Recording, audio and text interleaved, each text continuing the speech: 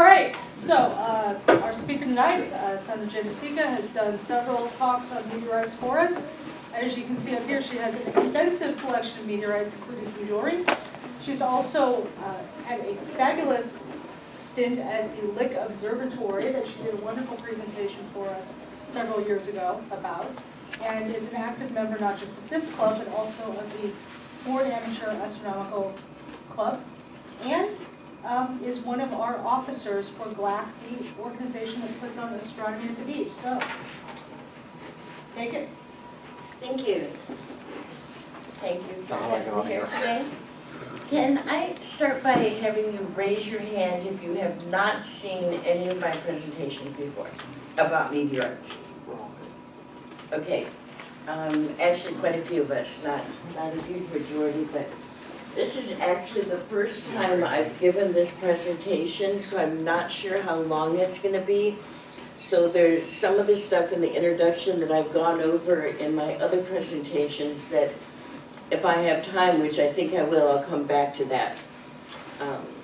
So this is my collection of meteorites. The pictures are not updated except for the primitive one. This is my total collection of primitive meteorites, which is the subject today. And I have a total of 154 pieces, but the primitive collection is just 18 pieces.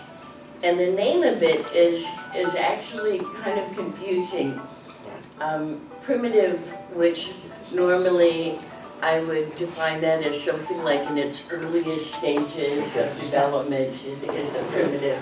And this has that, it's definitely, that does not describe what the primitive meteorites are.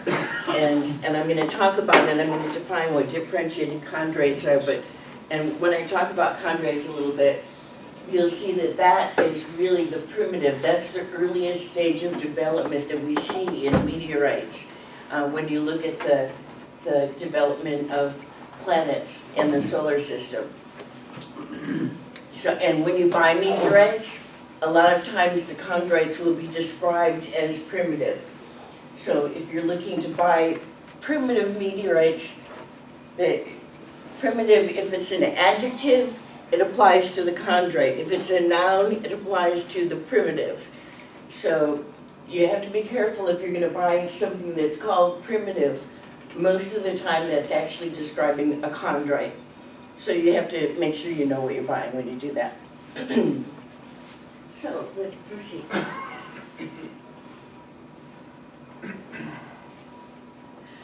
So just to get some terms straight, a shooting star is a meteorite. That's what we're talking about today, meteorites. And so a meteor, when you see a shooting star in the sky, actually that's a meteor. If it lands, then it's a meteorite. So a shooting star, meteor, when it lands, it's a meteorite. A couple other terms, when it's a meteoroid, if you have a piece in outer space that's in our solar system that might someday become a meteorite or meteor, then that's called a meteoroid. If it's out there in space, just hasn't reached our atmosphere yet. When it reaches our atmosphere, you see the stripe of light, that's a meteor. When it lands, meteorite. And just make the comment here that meteorites always land cold, which people are often surprised to hear that, because like if you watch movies, I think I saw Superman or some other movies in addition to that, when it lands, it's like glowing, burning red hot. And that doesn't happen because it's been in outer space, which is super cold. And when it reaches our atmosphere, the reason it actually lights up is it's the air it's actually ionizing or like burning around the meteorite itself. Of course, a meteorite, a shooting star, probably most of us know it's not a star at all. It's a piece of rock or a piece of metal, or it could be something small as a grain of sand. And when the friction of this piece of rock or whatever rubs against the air in our atmosphere, then that causes the air to ionize. And that's what you're seeing then is a rock with the air ionizing around it.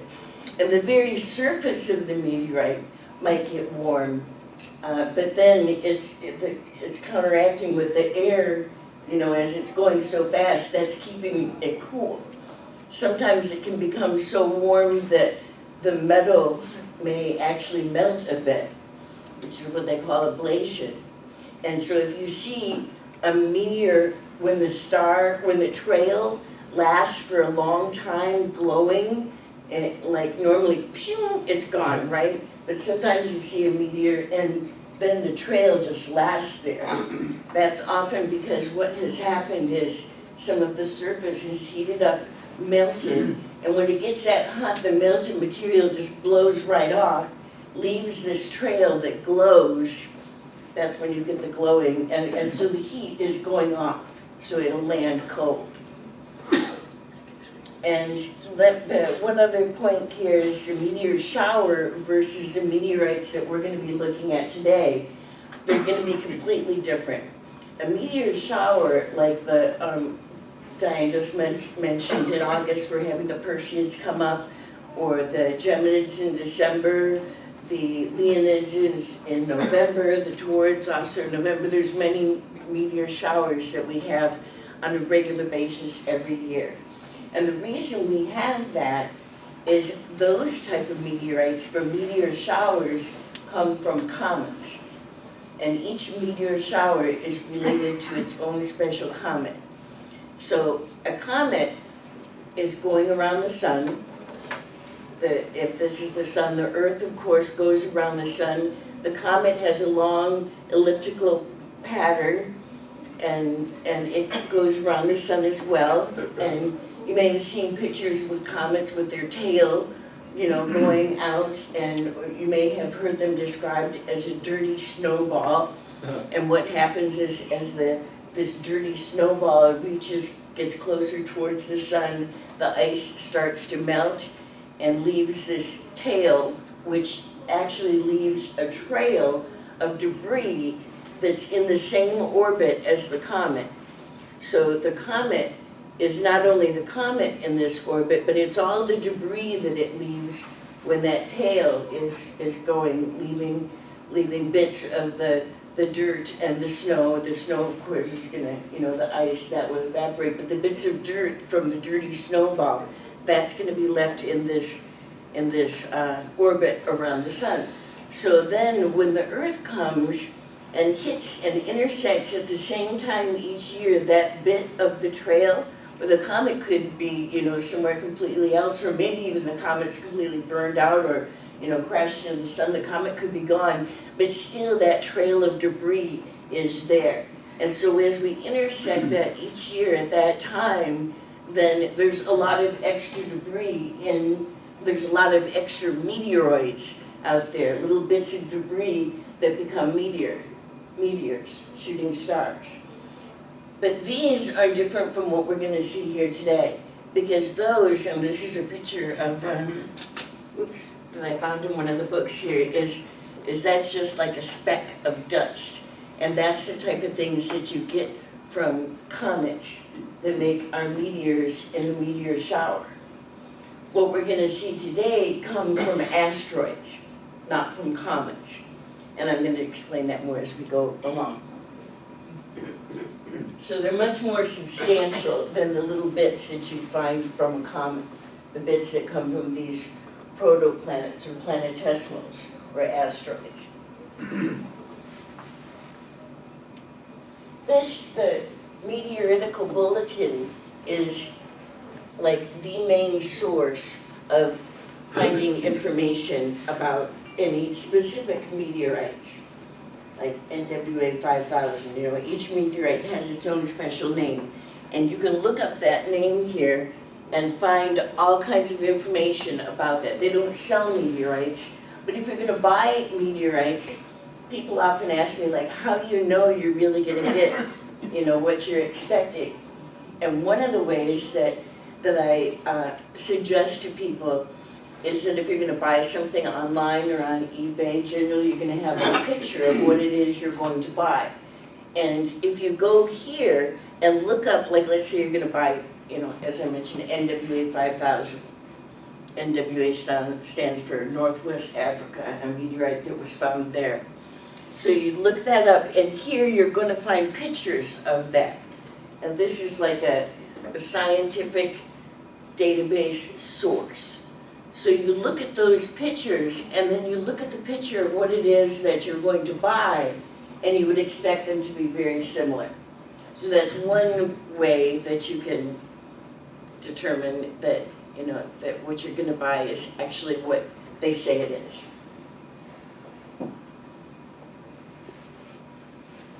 Another source I like to mention is the Meteorites for Sale. And they do sell meteorites, but I'm not putting this up here as like an advertisement so much for you to buy meteorites, but just because this is a great source with all kinds of information, like descriptions of individual meteorites. When you type in, you know, NWA 5000, if they have one of those for sale, it's going to tell you all kinds of information about it. Maybe more than you would even find in the meteoritical bulletin. There's descriptions about how to buy meteorites, guides, how to identify if it's a meteorite or not, care, hunting, news articles, all kinds of things that you can find on this site. And I just really like that site. And I find I've bought quite a few from there, and I have experienced that they're a very trusted site with decent prices. It's cheaper generally to buy something on eBay than you would find here, but I'm, as I mentioned before, I'm putting this up here as information about meteorites. It's a great source. So I'm gonna come back to some of this stuff if we have time, because I've gone through that in my other introductions. But I want to make sure we understand the different types of meteorites. And there are 4 general types, and the primitives are going to fall within these categories, and I'm going to show you about that later. So I showed 3 here, but this first type falls into 2 categories. There's 2 major categories, the differentiated and undifferentiated, and I'm going to define that word a little bit later. But the stony type, so here's those 2 types, and then break it down to 3 types of stone iron and stony iron. The stone can fall into 2 categories, the chondrite, which is the undifferentiated, and the achondrite, which is the differentiated. That's a stony type. The iron, which is basically going to be nickel iron, will fall in the differentiated category.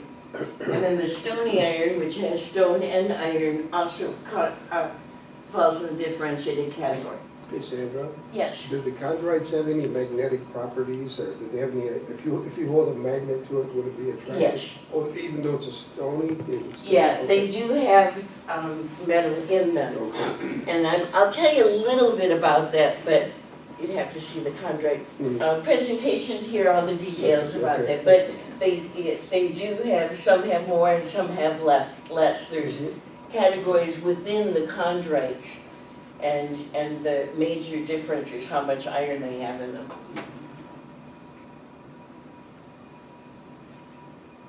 Okay, I'm gonna come back to some of that stuff. Now let's go to the details about primitive.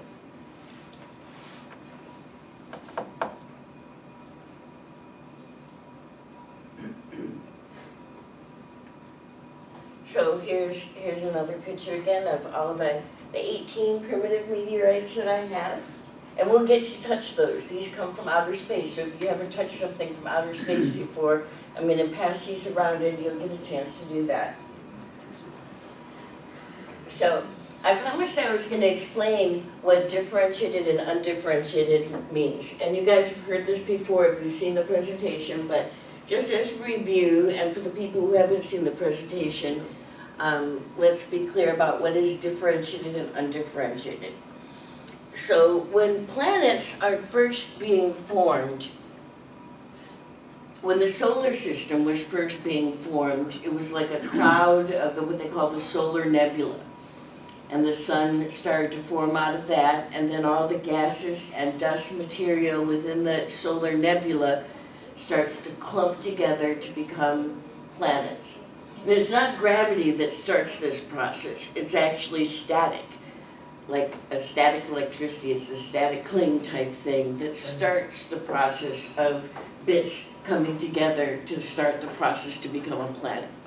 When static gets the piece big enough, then gravity takes over and starts collecting more bits until it becomes large enough to start with what we call a planetesimal and move on to the protoplanet and eventually move on to the planet like the planets we have today. We have 8 planets and we have 5 identified dwarf planets, which they think there are maybe thousands or even tens of thousands of dwarf planets out there. But we've identified Ceres and Aries and Pluto and Makemake and Haumea. Those are the 5 identified dwarf planets we have. So with our planets and the 5 dwarf planets, we've got these 13 planets out there. But before that, in the process of the evolution of planets, we start out with the planetesimal, we move on to the protoplanets, and then eventually become planets. And before these 13 planets that we have now, they think there could have been thousands or tens of thousands or even hundreds of thousands of these beginning stages of planetesimals or protoplanets. So when planets first start to form, the smallest stage of the planetesimal, that's the undifferentiated. And when it gets bigger, and therefore the pressure causes enough heat, because of the size, the gravity causing more pressure, causing more heat, causes any metal in there to sink to the center and become the core. So like the planets that we have today, our protoplanets also had this different layers. That's why they call these differentiated, because there's different layers. The undifferentiated don't have different layers, so it undifferentiated. And this is the chondrite. So this is the stony material that does have the metal that hasn't melted and come to the core. When we get to this protoplanet stage, we've got the core, which is going to be the nickel iron, the mantle, which is mostly olivine, and then the crust. And if a planet like this, a protoplanet like this breaks apart, like if 2 planets crash into each other and then, one or both of them may break. Sometimes they crash into each other and stick together and become bigger, and sometimes they crash into each other and break into millions of pieces. So if one of these, the planetesimal, which has little bits of metal in it like this, if that breaks apart, it's basically homogeneous like this. It's like this all the way through. So the smaller pieces you're going to get are going to be like that if this breaks apart. So this is where we get our undifferentiated meteorites or chondrites, this stony type. I keep tripping on this thing. Let me get it. Thank you. Now, if the protoplanet breaks into millions of pieces, then you're going to get pieces of the core, which are going to be iron pieces. You're going to get pieces of the mantle, which are going to be your stony iron, and pieces of the crust, which are going to be your stony. So those are the 2 different kinds of stony. The kind where it's got bits of metal that didn't sink to the center to become a core, so those can be the stony. The chondrites, the undifferentiated. Or you can have this kind of stony, which is called achondrite, or from the differentiated, because this one had different layers, and those kind of stonies didn't have different layers. And this just shows the process of when the heat comes and these dark bits are going to be the metal that sinks to the center to become the core.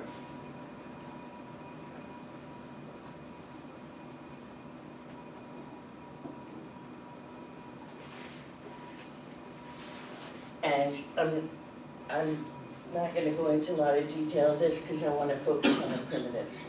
But this is telling us about the differentiation that occurs. And the chondrites, this is the kind that are undifferentiated.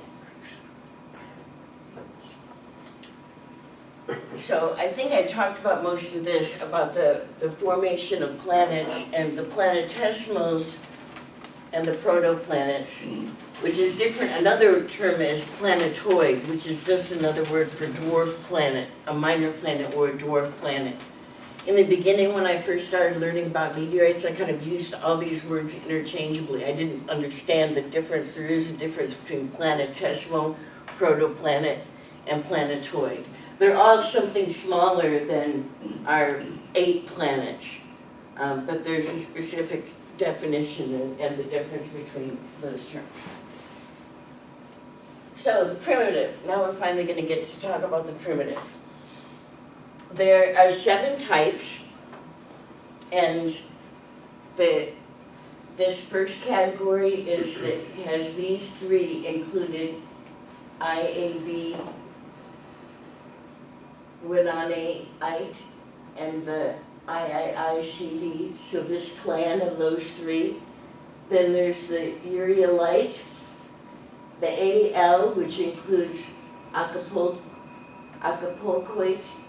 and Lodronite, and then finally the Brachinite. And I have samples of each of these different types. And these fall into different categories, and everything I've described about the differentiated and undifferentiated, the chondrites and the other types, these kind of break all the rules. I mentioned that primitive is not necessarily, like, it's really the chondrites, as when we looked at this I'm just going to go back to a second. If you look at the formation of planets, this really is the primitive stage, like as my definition of primitive before, the earliest stage in the development of something might be considered primitive, like primitive man is, the caveman, that kind of thing. So this you can see as an adjective how this would be very clearly called the primitive stage. And why would they call the primitives primitive? Because they're not primitive at all. In fact, really the way I would describe them, they're the least understood as to why they are like they are, because they, of the different types here, they have different characteristics. Some of them have characteristics that fall both into differentiated and undifferentiated categories. And one of the reasons that this can happen is if you have a differentiated and an undifferentiated body crash into each other and then they stick together. As I mentioned, that's how bigger planets can form. So that's one way that you can get 2 different, one piece can have both of these characteristics. And each of these have their different reasons, and as I go through, we'll look at some of those reasons. But they're really, as far as the reasons as why they have these different characteristics of both the differentiated and undifferentiated, we don't know.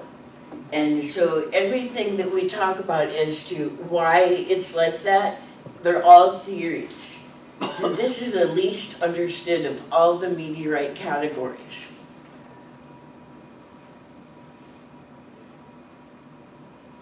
They say this is just describing the achondrites. Remember, achondrite is the differentiated with the different layers. That's the stony. The stony type can have 2 different kinds: the chondrite, which is the planetesimal, the undifferentiated, or the achondrite, which is the differentiated. So this is describing that generally the primitives are achondrites that have retained much of their chondritic or the chondrite properties. So let's go start looking at these different types. This, I know you can't read all the details about this. The chondrites, this is the chondrites here, or undifferentiated. And those all have many different categories. There was a question before about whether there was metal in these. And this is going to be the least amount of metal up to the higher amounts of metal. Now, the primitive, I've highlighted in pink here, these two are mainly have properties of the chondrites, but they do have some properties of the achondrite. I mean, of the differentiated. Well, these would fall into the achondrite. And so the differentiated, we talked about before, has the core and the mantle and the crust.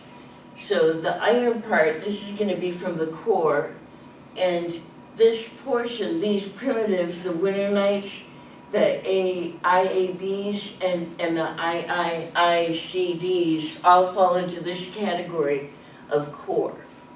And then we have the core mantle boundary, which is going to be the stony iron. So the boundary between the core, which is metal, and the mantle, which is mainly olivine, that's where you get this next category, the pallasites, which have parts of core and parts of the olivine. So that's kind of the mantle category. And this is a stony iron that kind of, it doesn't exactly fall into the core mantle boundary. I'm surprised that they don't call mesosyndrates primitive, because they also have some of the characteristics of differentiated and undifferentiated. I didn't make up the names, which I think the name is weird, and I didn't make up all the categories, so we'll go from there. And then all of these fall into the crust category, and some of them possibly the mantle. And this is where we get the primitive. So here's where we're going to look at the 4 different primitive groups. This one, which includes 3, the Ureilites, and then the AL, which includes 2, the Acapulco and the Lordinites, and the Brachinites. Hey Sandra, what type of meteorites are most likely to come from comets? Those are, we don't get meteorites from comets, Oh, meteorites. because those are the little dust bits that burn up Oh, in the atmosphere. okay, when you have a meteor shower, we're going through a comet trail. Right, So and where so does- they don't produce meteorites. You get lots of meteors, but they're all little dust bits that burn up in the Yeah. Oh. atmosphere and don't produce. So that again is the difference between what we're looking at here. The meteor showers, no meteorites, dust bits that burn up.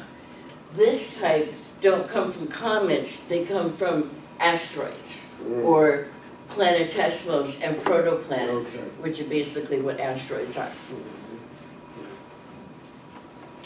Sandra, what about a bolide? Pardon? A bolide.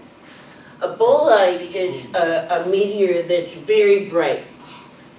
Does that mean it actually explodes? I believe, I don't have the definition, there's a couple of different definitions, and I believe that's one that has an explosion as part of the definition. But they're the real bright ones, Yes. the fireballs. So, now I'm gonna, this is the differentiated side of what we saw before, and I'm just gonna point to as we proceed in normally as I'm going through these, I would point to each one as we proceed, but we're going to just point to the primitives. So we're starting here with that first group of the 3 in that clan.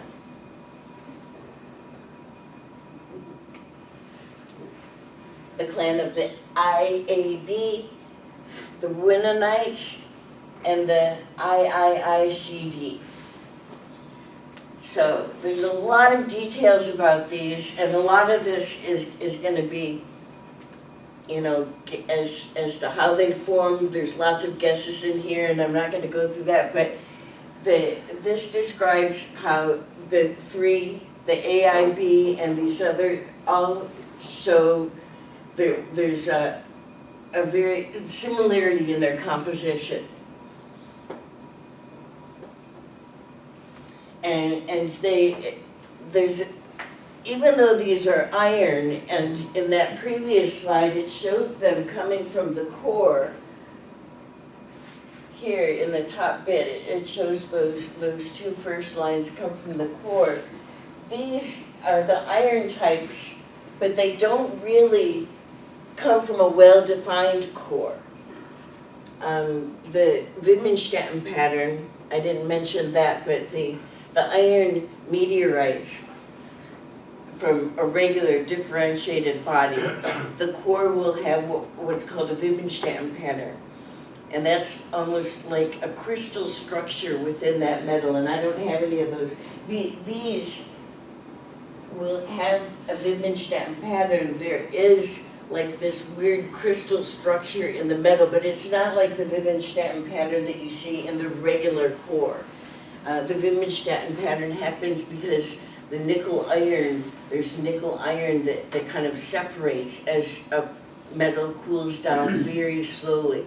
Whenever you have nickel iron that cools down super, super slowly, like 1 degree C per million years, if it cools down that slowly, that's when the nickel and iron start to separate in this strange way and create this like crystal structure.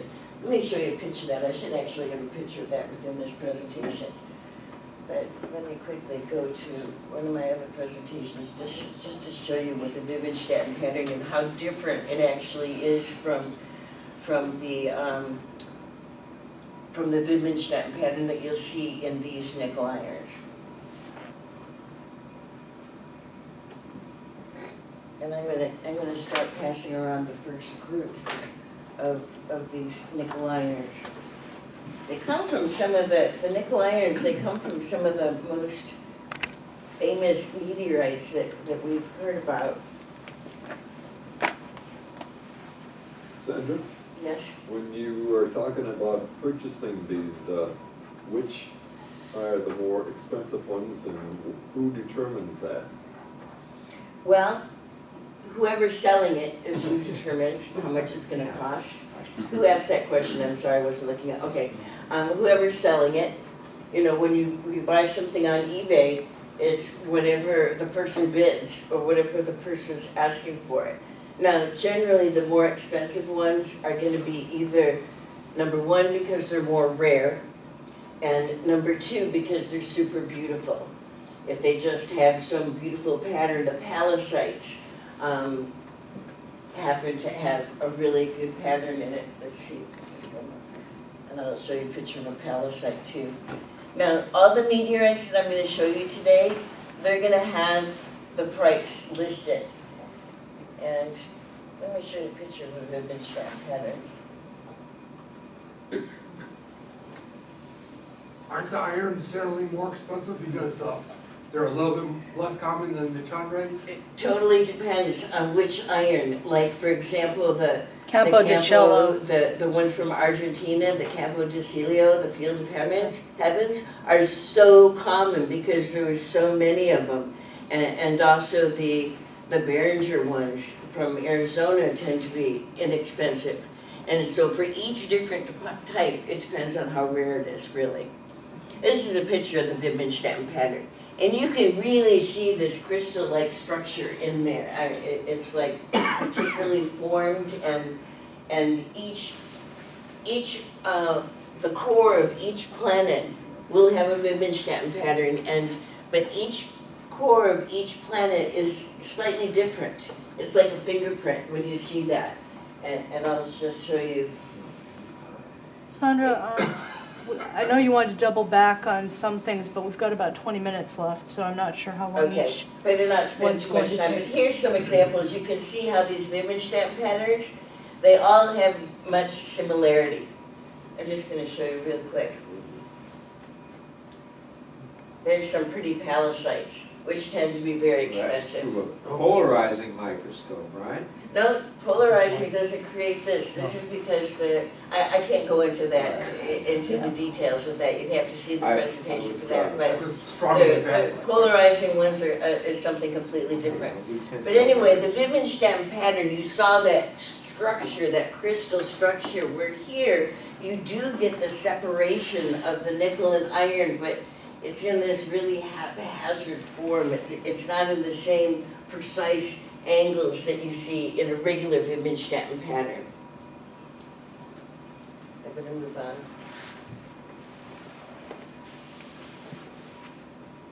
So here are the first types, some of the first types of the IAB. I don't have any that are specifically the Winonaites or the IICD. But within that category, these are the types I have. And Ureilites, which comes from Brazil. And this piece at 17 grams is $35. So not too expensive. That's kind of an average price for the affordable types of meteorites. Mantan is, there's a lot of them in it, and this generally I show here the total known weight of 72 kilograms, which that's not a lot. So that's, you know, when they're much less, the total known weight here of 9.5 tons, there's a lot of these. These little bits were like $7 each. This piece was more expensive, almost $70. But these are difficult, like they call these rusters, because this particular type is a coarse type of iron, and they tend to rust out a lot. So you can get these ruster pieces very, very cheaply. When they're like this and they haven't rusted so much, and my piece has rusted since I bought it, then they're more expensive. So those are some of the less common ones. Here's another one that's not quite so common, coming from the Northwest Africa. And again, you look at this, isn't those nice, beautiful angles of the Wittgenstein pattern. It's got these weird, strange patterns. This is just showing you that the amount of nickel iron in here. This is nickel and iron, and the categories of all the different types of iron meteorites. And the IAB is normally out here, but this, even though it's IAB, it falls outside of it, much less iron than you'd normally find in that particular category. And all the other irons of the different types, if we talked about the presentation of differentiated, would have their own special place where they've fallen, how much nickel and how much iron they have. Now, all these are found on what site? The Sahara. No, I mean, what the listing that you have? Like, for instance, where would you find this on the internet? Oh. Let's see if I have that link. I don't have that. I think that I found this particular chart, the chart specifically. Are you asking about? Yeah, the ones, these different examples that you're showing, you know, The examples, when they're ones that I have, like these, it's where I bought it. But whether I bought it from eBay or Meteorites for Sale or somewhere else, that's where I got the information. Or I got it from the Meteoritical Bulletin, or I found it from Wikipedia. I get a lot from that. This particular chart, I believe, came on eBay with the piece when I bought this on eBay, which, yeah, I bought that one from eBay. Sometimes you don't get all this Yeah, information. I need to Let her proceed do her quickly thing. now since we're running out of time. This is one of the more common ones, and this is gonna be generally cheaper because it's so common. It's the heaviest meteorite ever recovered on Earth in total. The total amount, the total known weight exceeds 100 tons. So you can find these very, very cheaply. These pieces, I don't know the price about them. I actually got these as a prize, a door prize at an astronomy event. This piece was, for a very large piece, only $21 for a piece as large as this is. This is one of my larger pieces at almost 5 centimeters. And this very, very large piece was about $56. So So for a piece this large, that's actually quite inexpensive. This comes from Argentina, and the craters estimate age is about 5,000 years. One of the younger ones, actually, when you look at the age of craters. As far as individual pieces, the largest individual piece is actually the second largest. The largest individual piece we have is the Hobo Meteorite, I think, or Hobo. Hoba, is that how it's pronounced? And so even though total this meteorite, the Field of Heaven, the Capitosilio, is the largest ever found, as far as individual pieces, the largest of that group is the second largest piece that still exists today. And another common one, how many people have been to Arizona Crater? Just a few of us. These pieces, they're very small. I purchased at Cranbrook, and they were like $12 a piece. This one was purchased at the site, which is much larger. You'll see when I pass these around, those two small pieces are just like two wee pieces there. And this larger one, which comes from the site itself, only $10 for this big one, because I guess there's markup and such.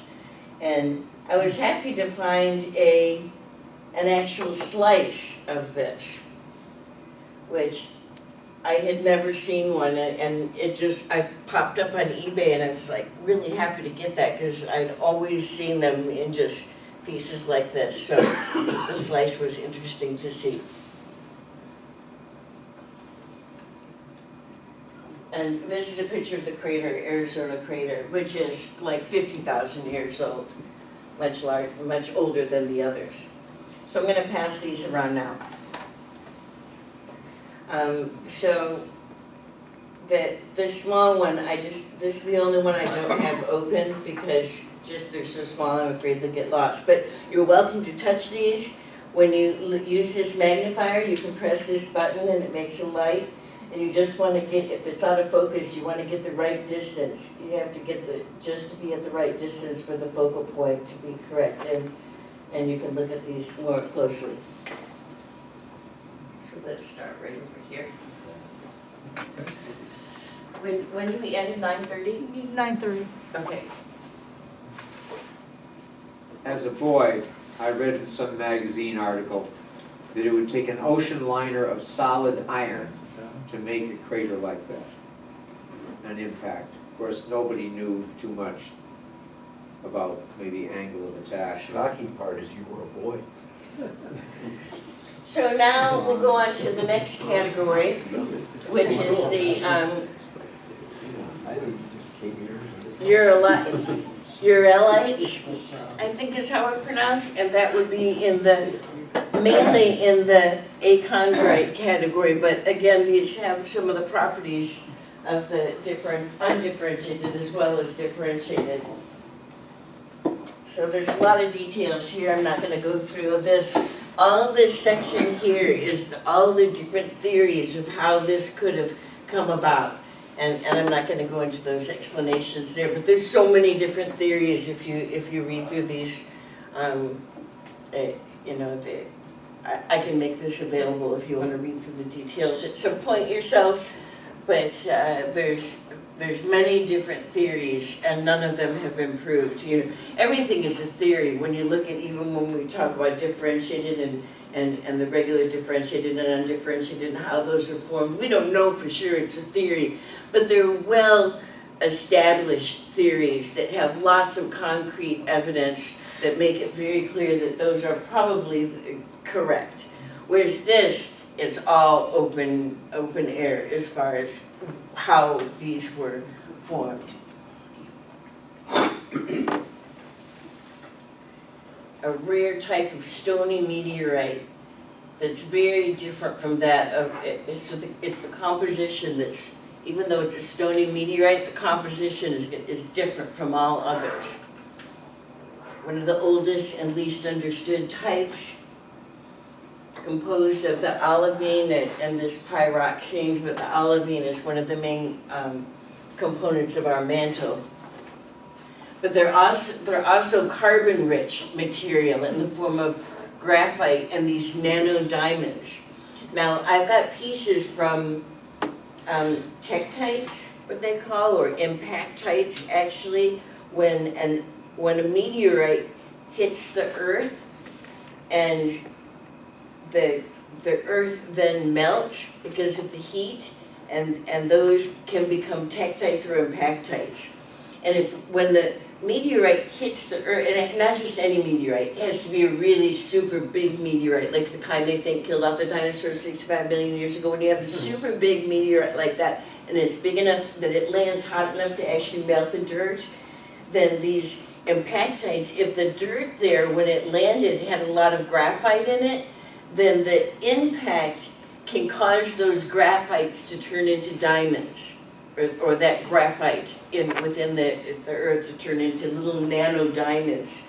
And I've got some pieces like that. When I do part 4, eventually we'll get to look at those with the little bits of diamonds in this. Now this type also has little bits of diamonds in it, but it didn't happen from this impactite, and it couldn't have formed normally in the process of an asteroid, and of the asteroid itself, with a planetesimal or protoplanet, wouldn't have the high enough pressure to actually create diamonds as they're created on Earth, or it's created within these impactites. So this pressure that created the diamonds comes from impacts in the distant past during the formation of our solar system. So when two planets impacted together, or two planetesimals or protoplanets impacted together and created these little nano diamonds. And this group of the Ureilite, this is my Ureilite here. I'll go on to that now. This piece has the little nano diamonds, and when you look at this with the light and you look at it at the right angle, there's a few really small shiny bits. Now I know there are little bits of metal in here, so I don't know which bits might be the diamonds and which ones might be just metal bits, but I think there's a couple of them I can see, like right in this corner, this edge where it's crooked like this. And in the corner of, right down here, there's one real deep shiny spot that I think is one of the diamonds. Some of the other, you'll see shiny bits too that look more like the metal bits. But the diamonds are shinier than the metal bits. It's actually like right over here. So when you look at it and you just get the angle right, you'll see that. A microscope could tell for sure. Yeah, that would be better. And this first small piece was $30, so that gives you an example. So now we'll look at these, which fall more in the chondrite category, but still have some properties of the differentiated. And the first group of the acapultite and the lordinite. I don't have lordinite, but I do have an acapultite, acapulcoites, which is going to be this piece.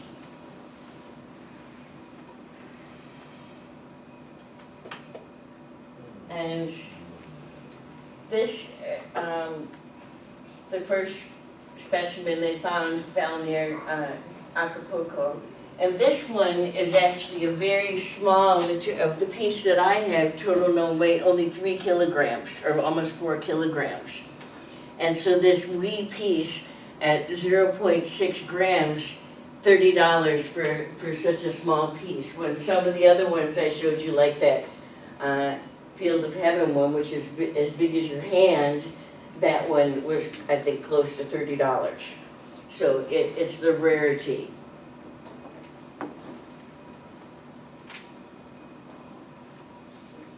And it shows that the partial melting of silicate, which generally you don't find, and the metallic portion is missing, which they think may have melted away or something, and actually the Lordnites have even less of that.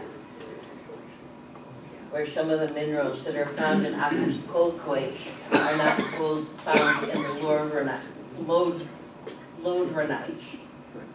So those melted and migrated away, being part of the differentiated process, yet still having the characteristics of the chondrites. So that'll be that one. And then the final piece I have, the Brachinites. And only deviation from the chondrites is the very high olivine, which is normally what you'd find in a mantle. So even though it has mostly the characteristics of what you'd find for a chondrite, it has olivine, which would be from a differentiated planet, from the mantle area. And this one, very expensive. Total known weight, it's only like a half a kilogram. And that's why, and this is one of the more rare types too. It took me a lot. My goal is to find like one in each of those categories of that colorful, chart I showed before. The one like this chart here. I want to find like one of each of these types. And it took me quite some time to find this one that I found one that I eventually could afford. Even that I found any for sale at all. Eventually I found that one, and that's this last piece here. And I'm going to pass these around now, and I'm also including, because I gave my differentiated presentation before, and I had one piece of the moon. I now have 3 pieces, and I have this piece from Mars. And so I just have included those here, and I've left these closed because they're more fragile, and those are kind of like super expensive. Yeah. So I'm going to leave those closed, but I'll pass this group around now. So since we're closing in on 9:30, Sandra, would you do you want to take questions now while the? Yeah, this is actually the end of the presentation now. Oh, perfect. Okay. So if we have a few minutes left for questions. You say one of the major factors in value for a meteorite is rarity. Why is it that the Michigan meteorite, since there's not many around, I believe Tony's probably got the most of them, how come that is not more valuable than it should be, you think? As far as I've seen, the pieces are going very expensive.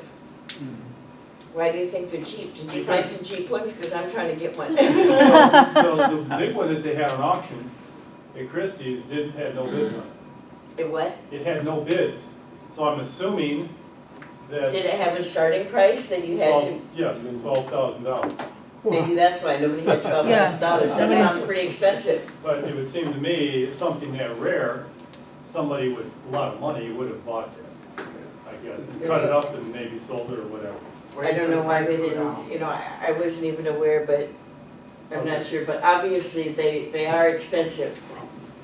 And I think that as time goes by, there are other meteorites that have the same, rarity as far as total, but one is rarity, another is how beautiful it is. Like that quick shot I showed you of some of those pallasites, it's called the stained glass of meteorite, which the olivine, they're metal, they have a metal matrix with these olivine dots, and the olivines are like clear. So when it's backlit, then they shine through, which is what, so the beauty of them can also be a factor, even if it's not so rare. But I think the Michigan meteorites are very expensive. Any other questions? We've got about 1-2 minutes left. It's novel, it wasn't too long ago. Well, yeah, but so was Chelyabinsk, but it shattered windows and was caught on film. The Shelley Blake also had a lot of material. And a lot of much notoriety. more than the Hamburg. The Michigan meteorite, by the way, the technical name for it, if you want to look that up on the Meteoritical Bulletin, is the Hamburg meteorite. This way. No, we thought you'd go. This way. Any other questions? Yes, So you would characterize the primitives as ones that have a grainy structure and haven't melted all the way through, or would that be part of it? Or? the characterization of the primitives are meteorites that have characteristics of both differentiated and undifferentiated. That would be the definition of them. So it says in the last 30 seconds I have, I'm going to show you some of those pictures of the palacites that are so pretty.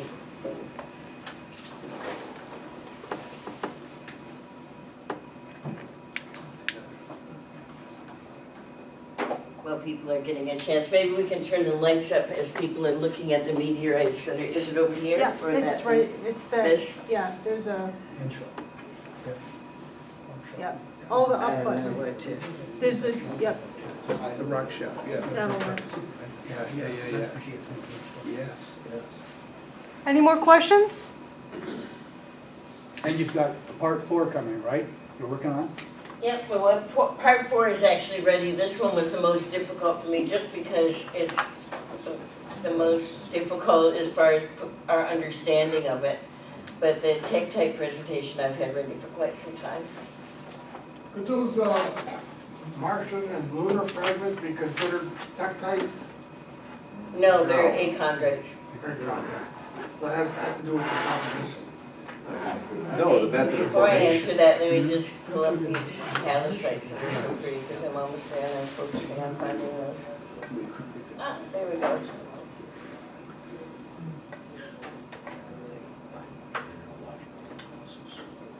There's another type that are polarized. I think there was a comment about that, but these aren't polarized. What's happening is they're backlit. And this would be the metal with the Wittgenstein pattern, and this would be the clear.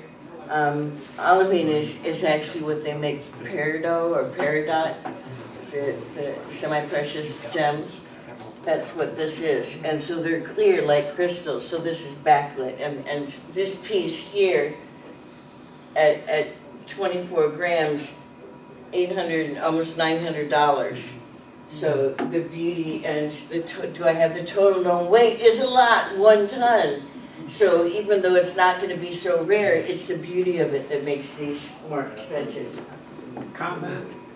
I think Let me just show this one too. I think what determines price is not only how much of the thing is there, but how many people control significant parts of it. If one person has the whole piece, then he or she has a monopoly on it and can crank the price, even if it's a fairly good piece. Well, the Michigan meteorite is pretty rare. This is There's stuff not to- many pieces around, Oh, Dale. that's in your pocket? There's not many pieces around. I would still say $12,000 is a pretty steep price for, Oh, that's in your pocket. One Okay, you stone. wanted that there. Yeah, thank you. I thought it was like a tissue stuff too. Where that piece right there. So there was is some pretty question big. about the Mars. yeah, that's, Yeah. Well, you guys are Wow, still, gorgeous. do we have to like get out now or can they still be looking? Dale, really Oh, your this, call. did everybody get a chance to look at this tray? This one. Yeah, we've got a little bit of leeway here that we didn't in the library, so we still have time for that last box to go around. So what was the question about the Mars and lunar Yeah, meteorites? when it hits the earth and you get all this glass and stuff sprayed up and it comes back down. That's not a Mars, That's- we're not talking about the Mars now. That's the tektites in the, Is the same thing happening, only it's out on Mars and not here? You know, and So it's the- technically a tektite. Or does it have to be glass?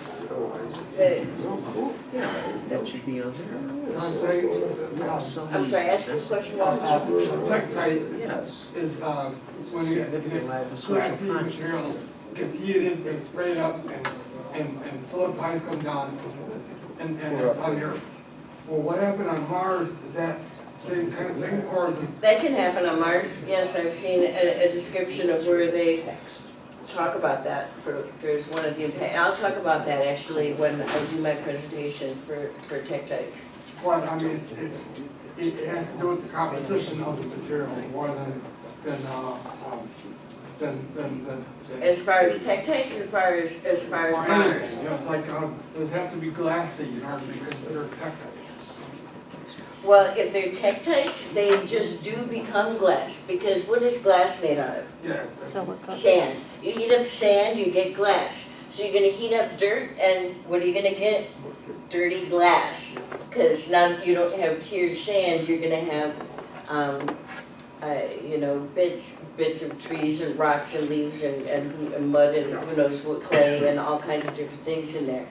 If, for example, when you look at the Libyan desert glass, which is a type of impactite, then we're in Libya, where it's all sand. The Libyan desert glass is like clear, looks almost like pure, perfect glass. Whereas many of the others that fall in the jungle or Czechoslovakia or somewhere else are gonna have, you know, like the Different other material. Indochinites, for example, people don't even believe they're glass because they're black. But what happened on The Martian Mars- ones, and when, you know, you asked about the Martian ones and the lunar ones, the way that those happen is a meteor gonna crash on Mars or the moon, and it's one of those big ones, like the kind they think killed off the dinosaurs, and so bits of the planet or the moon are broken off and thrown off into space. And since the gravity, you know, it's hard for those to leave our atmosphere because, you know, you have to have enough velocity to exceed the gravity, but with the lesser gravity on the moon and the Mars, it's not, you know, it's easier to beat that escape velocity. And so the pieces come and they become meteoroids and eventually a meteor and a meteorite. And the way they know the ones that come from the moon is because we brought pieces back. And so they can compare those to the piece, and if you find a meteorite, it's like, oh, that's exactly like the piece comes from the astronauts. That's how we know it's going to be a lunar meteorite. But Mars, we haven't brought any back, so how do we know if it's going to be from Mars? And it's because the meteorite has little bits of gas trapped inside of that, and they can analyze that gas, and they find that it's exactly the same as the atmosphere on Mars. And so, which we've said, you know, you can tell with a spectrograph with the atmosphere, even without going. And of course, we've sent robots up there and have been able to analyze the atmosphere. Viking lander analyzed the Yep. Martian atmosphere back in 1976. 76, yeah, that's right. So, I'm afraid that'll have to be the last question because all the samples have gone around. We are a bit over, but let's thank her for bringing in these fabulous samples.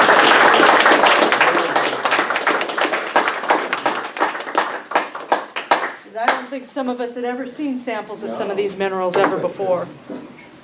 Okay, so